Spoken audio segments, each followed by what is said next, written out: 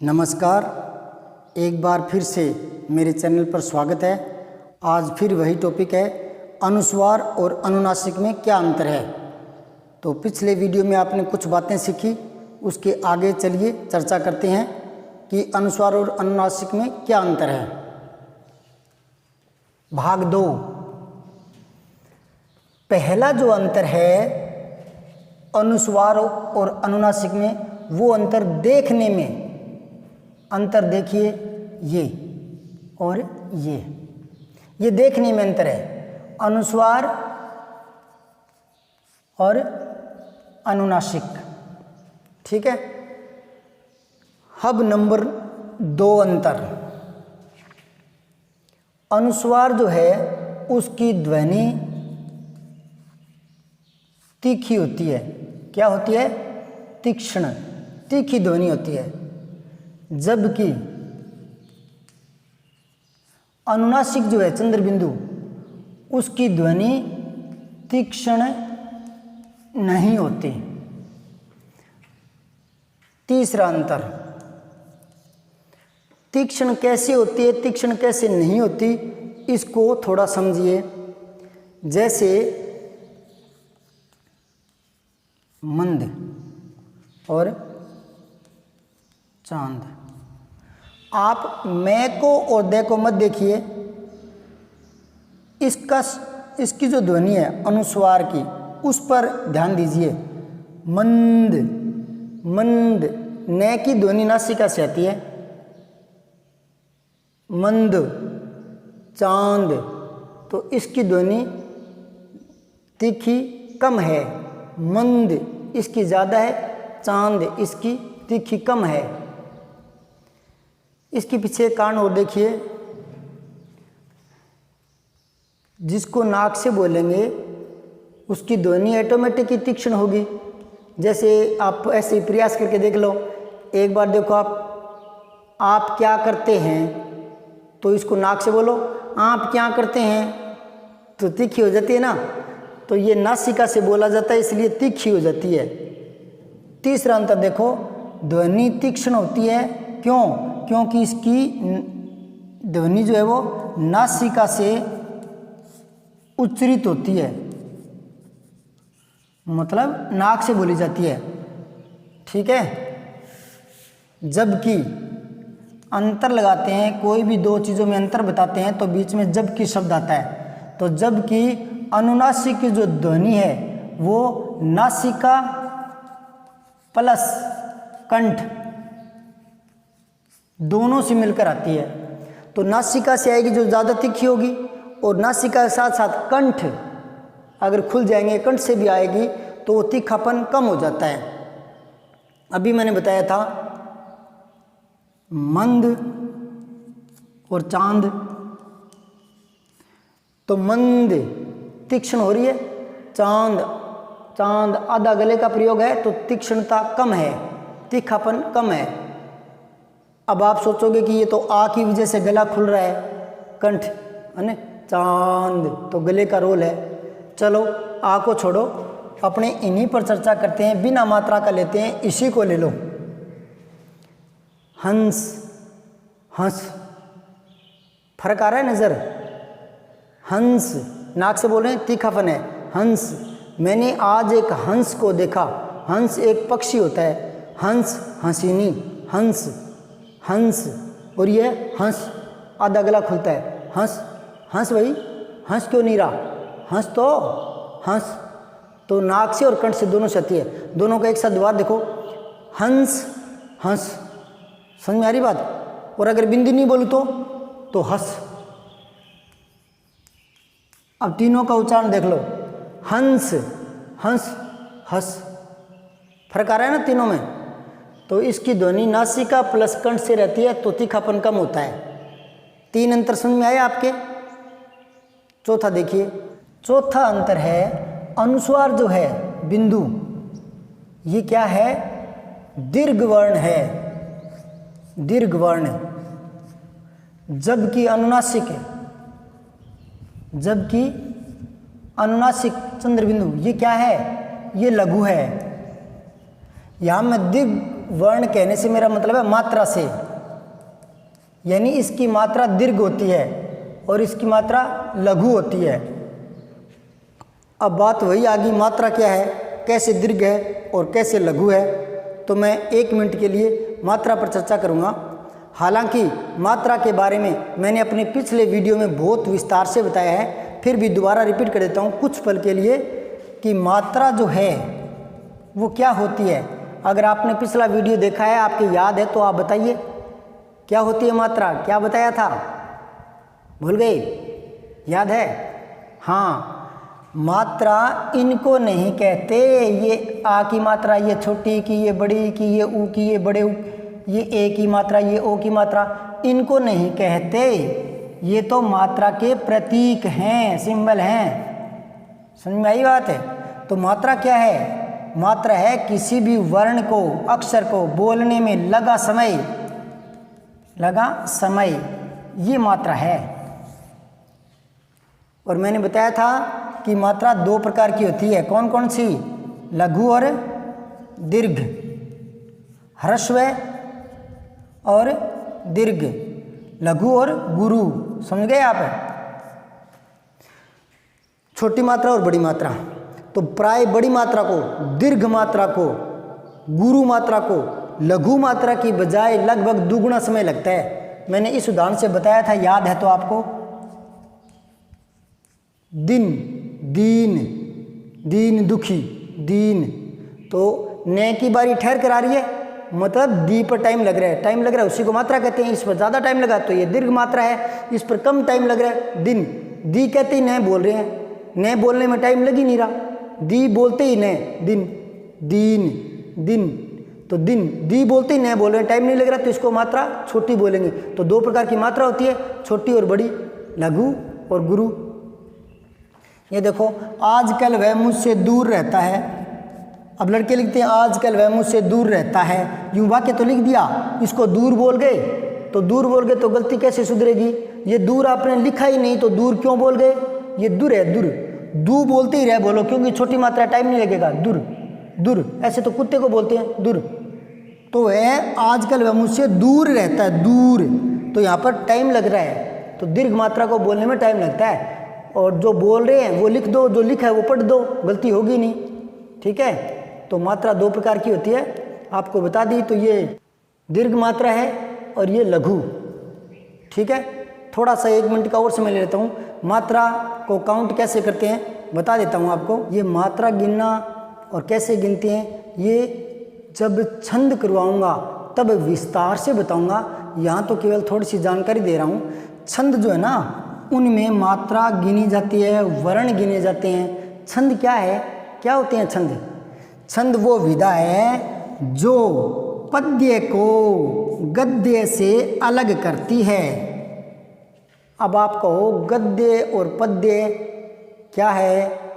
बहुत से जानते हैं, कुछ नहीं जानते। उन छोटे बच्चों के बारे में सोचकर बता रहा हूँ कि जो कहानियाँ, निबंध, लेख वगैरह है ना, उपन्यास, ये सारे लिखे जाते हैं वो गद्य होता है। और पद्य में कविताएं, गीत, गज़ल, दोहे, चौपाई, ये पद्य का हिस्सा है। तो आप देखते ही बता सकते हो ना किताब में कि ये कविता लिखी है या लेख लिखा है ना, क्योंकि लेख तो सीधा लिखा जाता है, पैराग्राफ। और पद्य में कुछ नियम होते हैं। क्या नियम होते हैं? पद्य कुछ लाइनों को व्यवस्थित करके बनाया जाता है, जिनमें मात्राओं का ध्यान रखा जाता है। एक वाक्य में कितनी मात्राएं आनी चाहिए, उसमें वर्ण कितने आने चाहिए, कहाँ उनमें यति मात्रा, वर्ण, यति होता है विराम करना, कोमा लगाना, कोमा, विराम, यति, गति, लय, इन सारी चीज़ों का पालन करते हुए जो रचना लिखी जाती है उसको कहते हैं छंदबद्ध रचना, है ना। इनका जैसे दोहा है ना, दोहा, उसमें क्या निश्चित किया गया है? दोहा 2 पंक्तियों में होता है, 2 लाइनों में। ठीक है? लेकिन उसके चरण 4 होंगे। एक ये चरण पहला, ये दूसरा चरण यानी सम चरण, ये तीसरा यानी विषम चरण, ये चौथा यानी सम चरण। तो 4 चरणों में होता है, 2 वाक्यों में आता है। और प्रत्येक चरण में जो विषम चरण है 1 और 3, इनमें 13 मात्राएं आती है। और जो सम चरण है दूसरा और चौथा चरण, इनमें 11-11 मात्राएं आती है। तो टोटल क्या होती है 24-24 मात्राएं होती है प्रत्येक लाइन में 24 मात्राएं। तो दोहे में 24 मात्राएं होती है।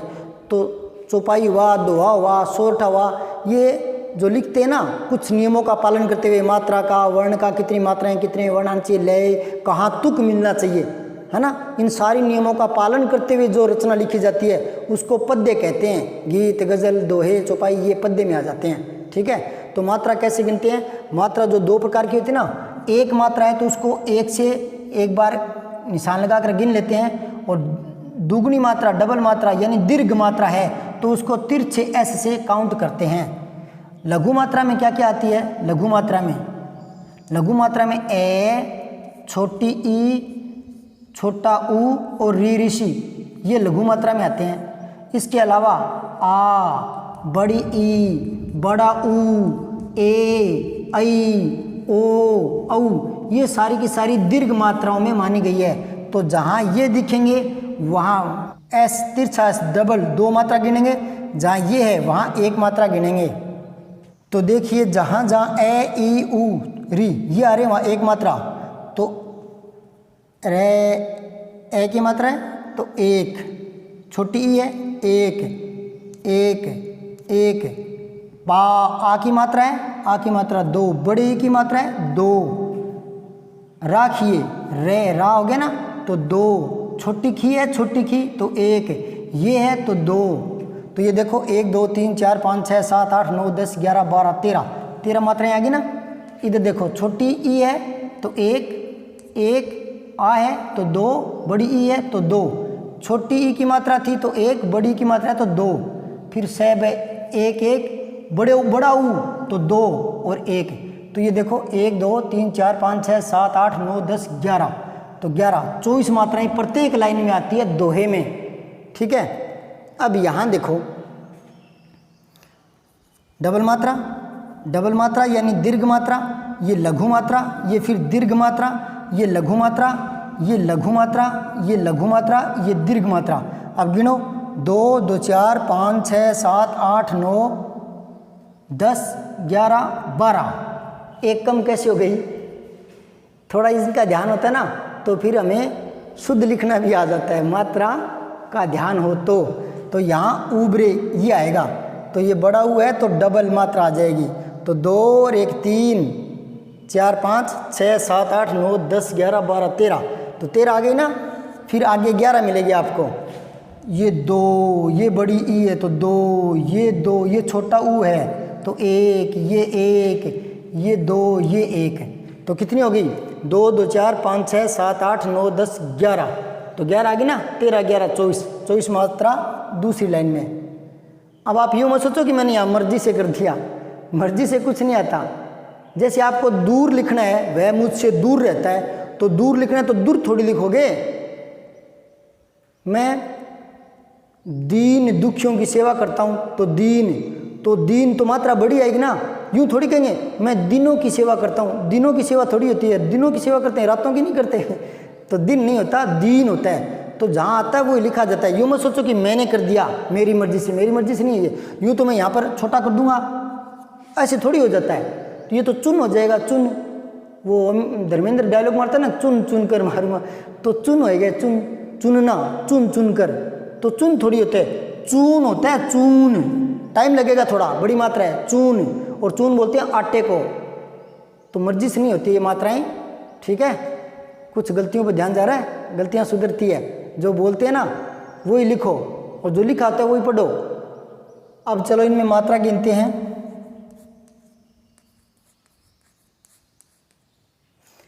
इसमें मैंने कहा था दीर्घ मात्रा होती है, ये डबल और ये 1, तो 2 और 1 3, इसमें 3 मात्राएं हैं।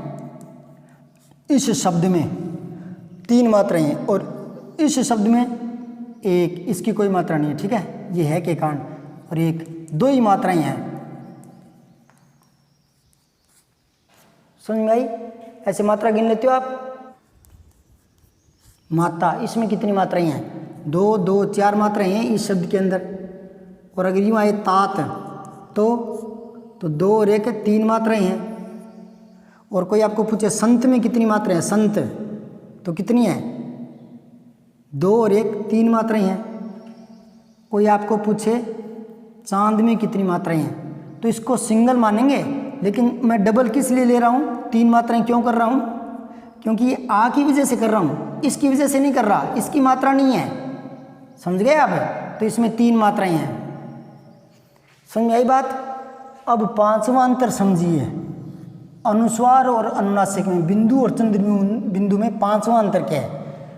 5वां अंतर ये है कि अनुस्वार जो है ये एक वर्ण है, व्यंजन है, ये एक, इसकी काउंटिंग होती है, इसकी मात्रा गिनी जाती है, ठीक है। जबकि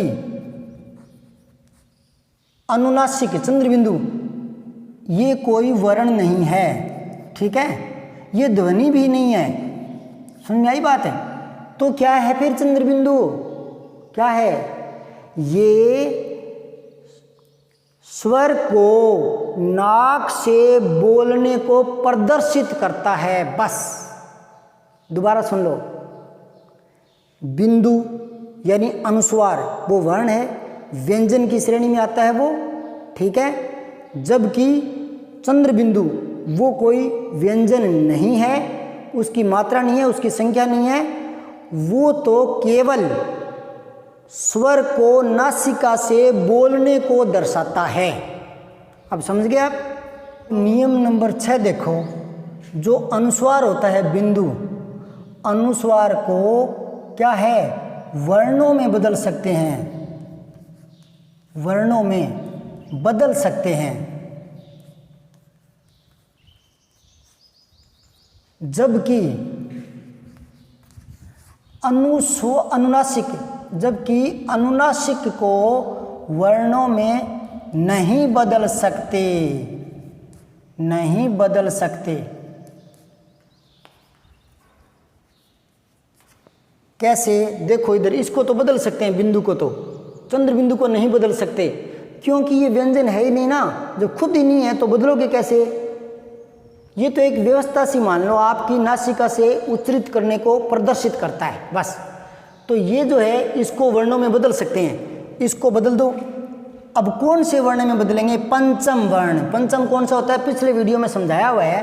पंचम मतलब क का पंचम कौन सा है, अंग। तो ये हो गया दी, ना, ये अंग आधा है और ये क। और कई बार इसको ऐसे भी लिख सकते हैं, मैंने आपको बताया था, क्या बताया था, कि किसी भी वर्ण पर के नीचे हलंत होता है तो वो एक ही मात्रा, नीचे वाले शब्दों पर या अक्षरों पर एक ही मात्रा का भ्रम पैदा करता है, तो इसको हटाने का नियम था। याद करो पिछला वीडियो जिसमें मैंने बताया था युद्ध, जिसमें मैंने कहा था कि ये द आधा है तो इसको हटाओ और इसको भी हटाकर पैर में डालो, ये नियम बताया था मैंने। तो यहाँ क्या है कि इसको हटाएंगे हलंत को, ठीक है, तो आगे वाले को भी हटाएंगे, पैर में डाल देंगे। कई बार बच्चे पूछते हैं कि सर वो एक दिनांक अलग सा लिखा जाता है ना, अलग सा कुछ नहीं लिखा जाता, भी हलंत नहीं लगाओगे तो आगे वाले को पैर में डाल दो। ये वही बात है, जैसे ची आधा है और ने, ठीक है। अब इसको हटाओ, इसको पैर में डाल दो, तो क्या लिख दोगे, इसको ची, इसको हटा दो हलंत को, आगे वाले ने को भी हटा दो और पैर में ले आओ, ये ने पैर में डाल दिया, बस ये है।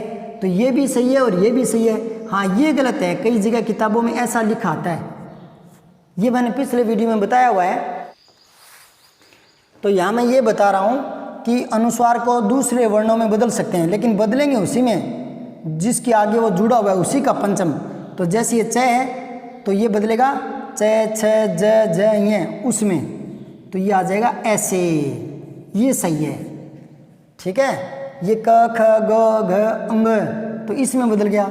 ये किस में बदलेगा, आगे ग है ना, ग गमला, तो वापस ये क, ख, ग, घ, अंग इसमें बदलेगा, तो ये हो जाएगा ग, अंग और गा, गंगा, है ना। कई बार इसको ऐसे भी लिख देते हैं, ग, अंग और ये गा, गंगा। तो छोटे बच्चे समझ नहीं पाते। एक बार मैंने ऐसा लिखा तो वो कहते हैं सर ये क्या है, ये तो हमने देखा ही नहीं, क, ख, ग उसमें होता ही नहीं, ये क्या है, ये है प आधा द और मैं। मैंने कहा था ना कि हलंत एक ही मात्रा का भ्रम पैदा करते, इसको हटाओ और इसको पैर में डाल दो, तो इसके पैर में ऐसे डाल दिया, तो ये पद्म है, पद्म, पद्म यानी कमल। अब इसको करो तो इसका आगे ड है ना, ये ड, तो ड किस में बदलेगा, ट ठ ड ढ अणे, अणे में बदलेगा, तो ये अणे, ठीक है। अब छोटी डी, तो ध्यान देना ये छोटी डी है ना, इसको अगर यूं करूंगा, इसको यूं करूंगा छोटी डी को, तो ये अणे पूरा हो जाएगा। तो क्या है, पीछे से लाने का नियम है, ठीक है। पंडित पीछे से लाते हैं, आगे से क्यों नहीं लाते, इसके पास से ड की मात्रा है, ड के पास क्यों नहीं लाते, क्योंकि लाते ही ये अणे पूरा दिखता है, भ्रम पैदा होता है, इसलिए पीछे से आता है। इसको किस में बदलोगे, तो त थ द द दवा त द ध न, इसको न में बदलेंगे, तो ये है ना। और कंपन, तो ये किस में बदलेगा, ये आगे प है ना, तो प फ ब भ म, तो कंपन, ये समझ में आ रही है। तो आप क्या करते हो, वर्णों में बदल सकते हो, अनुस्वार को पंचम वर्णों में बदलेगा, किसमें, जो आगे है उसी को।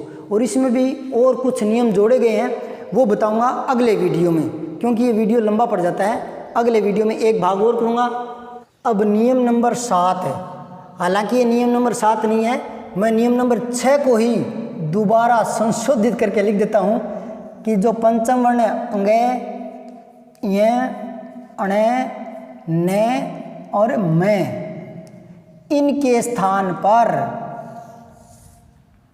अनुस्वार आ जाता है, वही है छठा नियम ही, दोबारा लिख दिया मैंने संशोधित करके, शब्दों का हेरफेर है, तो अनुस्वार आ जाता है पंचम वर्णों की जगह। अंतर ये है कि पंचम वर्णों की जगह अनुस्वार आता है, जबकि पंचम वर्णों की जगह अनुनासिक नहीं आता। नियम नंबर 8, अनुस्वार जो है वो प्राय संस्कृत शब्दों में आता है, शब्दों में, जबकि चंद्रबिंदु अनुनासिक ये संस्कृत में नहीं आता, प्राय नहीं आता, ठीक है।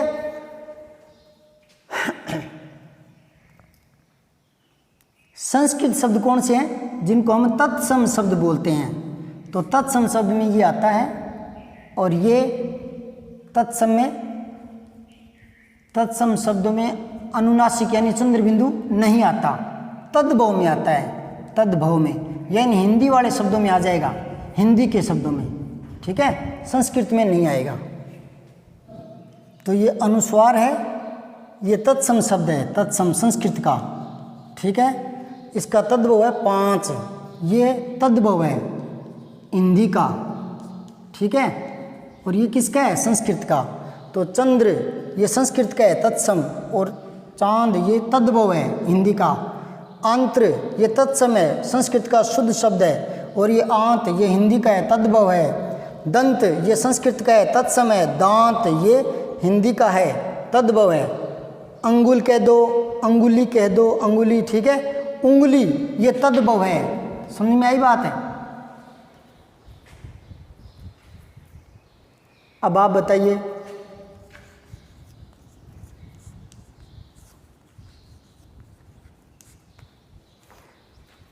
कई बार 4 शब्द होते हैं, 2 ये भी होते हैं, उनमें ऊपर लिखता है कि इनमें से तत्सम शब्द छांटिए या तद्भव छांटिए, तो छोटी छोटी बातें बड़ी काम आती है ना। तो ये क्या है, तद्भव है, तो तत्सम ये बच गया तत्सम। मैं उम्मीद करता हूँ कि मेरी ये जानकारी आपको अच्छी लगी होगी। अगर सच्ची में अच्छी लगी है तो आप लाइक ज़रूर करें, शेयर करें तो आपकी मेहरबानी होगी। सब्सक्राइब अभी तक नहीं किया है तो सब्सक्राइब कर लें, क्योंकि मैं इसके बाद, इस टॉपिक के बाद वो टॉपिक करवाने वाला हूँ जो कोई नहीं करवाता। कक्षा 6 से लेकर 6, 7, 8, 9, 10, 11, 12 तक समास में 2-3 दिन लगा देंगे समझाने में, बोर्ड पर संधि 2-3 दिन लगा देंगे, उपसर्ग प्रत्यय समझा देंगे, लेकिन वाक्य शुद्धि कोई नहीं समझाता, कोई नियम नहीं है, यूं करके समझाते नहीं है। 6ठी, 7वीं, 8वीं, 9वीं, 10वीं, 11वीं, 12वीं कंपटीशन की क्लासों में भी वाक्य शुद्धि को नहीं समझाते। अब थोड़ा समझाने लगे हैं क्योंकि कंपटीशन टफ होते जा रहे हैं। तो मैं आपको समझाऊंगा वाक्य शुद्धि। लोग संधि में 5-6 दिन लगा देंगे, मैं वाक्य शुद्धि में 5-6 दिन लगाऊंगा, वाक्य शुद्धि समझाऊंगा। तो आपको और हर किसी को लाभ होगा। जो तैयारी नहीं भी कर रहे हैं उनको भी वाक्य शुद्धि वाला मेरा वीडियो ज़रूर देखना चाहिए। वो कब यूट्यूब पर डालूँ उसकी सूचना आपको कैसे मिलेगी? आप सब्सक्राइब के साथ बेल आइकन घंटी दबा दीजिए, तो जैसे ही आप अपना यूट्यूब चैनल खोलोगे तो आपको वो वीडियो दिख जाएगा। ज़रूर देखें। धन्यवाद। जय भारत, जय माँ सरस्वती।